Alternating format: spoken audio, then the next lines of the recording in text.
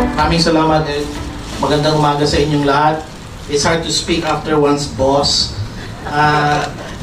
Let me just clarify that the environment, the working environment we have at UMWA, here's what you see now. So he's a very supportive boss, and we have lots of laughter, lots of irreverent humor, but that allows us to survive the daily grind. Without that, we would probably collapse from stress, illness. We would probably disappear one by one. But because of the leadership of Yusek Ed and my predecessor here, Paul Cortez, we're able to survive and do the work for the country day by day, despite 4 hours of sleep. And thank God, wala mo ng crisis ngayon except for a few. So please give a clap offering to the Lord first, Lord Jesus and Yusek Ed de Vega, and the life of Jesus Christ in his life. Yusek Tony, thank you, sir, for coming. Yusek Valerie Joy Brion, our friend, and ASECs of the Department of Foreign Affairs, including the speakers and moderators, and the ambassadors and my colleagues in government, and also to the media. So Chatham, we asked them with Yusek's approval to cover the opening event. If there are any foreigners here, or if anyone is representing foreigners' interest, this morning session is an internal conversation among Filipinos only. So in the afternoon, we will have non-Filipino invitees, but for this morning, Filipinos only. Yesterday was Bagong Pilipinas launch, and I would like to quote, with your permission, the words of Ferdinand Marcos Sr.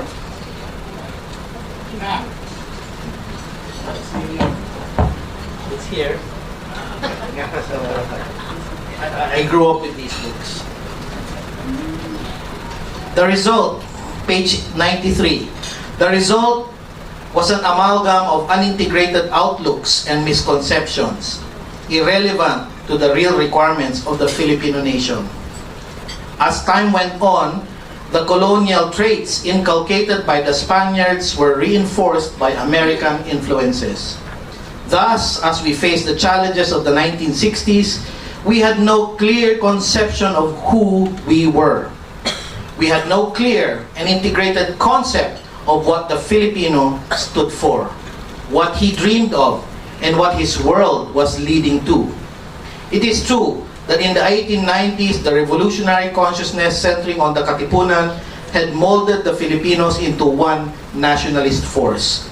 But Filipino comprehension of the issues remained superficial even then. And the Americans made sure the situation remained that way. As a result, no genuine Filipino identity could emerge. Geographically, we were one people, but this geographic unity was not reinforced by the Filipino consciousness of being one nation. I go to page 96. As a people, true to our characteristics, we are not a nation that easily gives up when difficulties arise. We innovate and improvise. Suicide is not in our ethos. We do not, as lemmings do, rush to the sea of damnation, but we sail towards our own salvation. And lastly, page 108, an ideology built on experience and reflection. It is, in fact, a summation of collective knowledge. It is a process of discovery and recognition. It is finally the wellspring of our actions. So, just to clarify, this is not my only my idea, because the idea of Ultramar, if I may indulge the audience, started in 2019 when we were all being asked as Foreign Service posts to react to our new colleagues in the DMW. So, that idea was born in Moscow, but without the support of King Soreta, Eddie Vega, and Gary Domingo, this would not have taken off, because they happened to be the ambassadors who supported that initial germ of an idea from Moscow, PE. Yusek Ed, who was ambassador in Brussels at the time, and Yusek Gary Domingo, who was ambassador in Wellington at the time. And I don't think it's an accident that all three of them became undersecretaries when they got recalled. So yun lang po, I'm just clarifying for the record that it's not only me. We have people working together. Okay, so Filipinas Ultramar, I'm the first moderator. We'll be having a conversation here. Relax lang po tayo. It's going to be a conversation. It's going to be a long day. So please feel at ease. Let's not be too formal. So while Filipinos go beyond their current borders, once they are in foreign countries, and this is the topic already, panel 1, they do not create borders or ghettos, unlike some nationalities, that concentrate themselves in certain parts of their foreign, now local, community once they are abroad. Interestingly, the Filipinos abroad do not face the backlash against immigration in Europe, for example. They need us there. Filipinos all over the world, though many are still in a vulnerable, illegal, or in a gray state as far as their immigration status is concerned, many of them, especially their children or their children's children, have become citizens or well adapted or have become successful immigrants in their host governments or host countries. These are no longer foreign to them, but part of their own culture while retaining their Filipino-ness. So another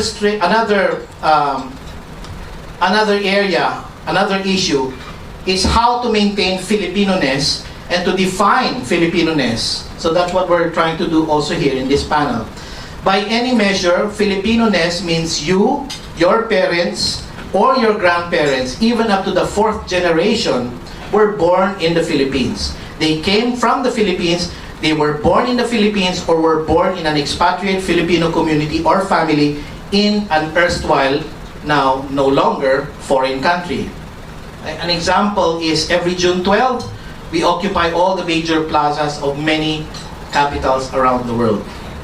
Now they are part of the fabric of that host country, and they are beginning to influence or have influenced past tense, the politics, the arts, the culture, even the language, the morals, the food, clothing, fashion, music of that erstwhile foreign country.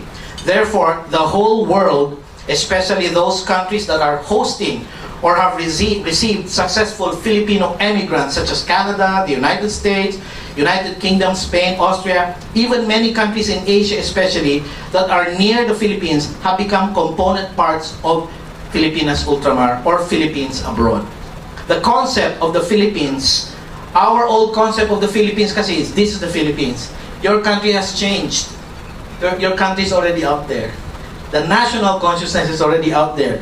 So, the concept of the Philippines already going beyond its 300,000 square kilometers of Filipinas Metropolitan, which is a Gaulish term, if I'm not mistaken. France Metropolitan, said there was France abroad. And that was what Charles de Gaulle tapped when his own country was invaded in 1940. Filipinas Ultramar is the mirror image of the Filipinas Metropolitan.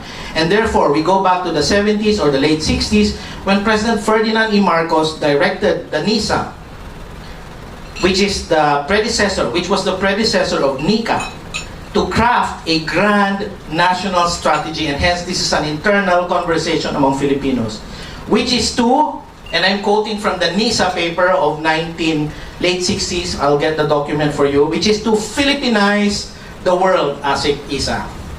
Philippinize the world. And to protect Mother, Father, Philippines, and therefore, Filipinas Ultramar, Philippines Beyond Borders. This is for you, President Bongbong Marcos. This is for the Filipino nation and for us in the DFA and our partners. Maraming salamat po.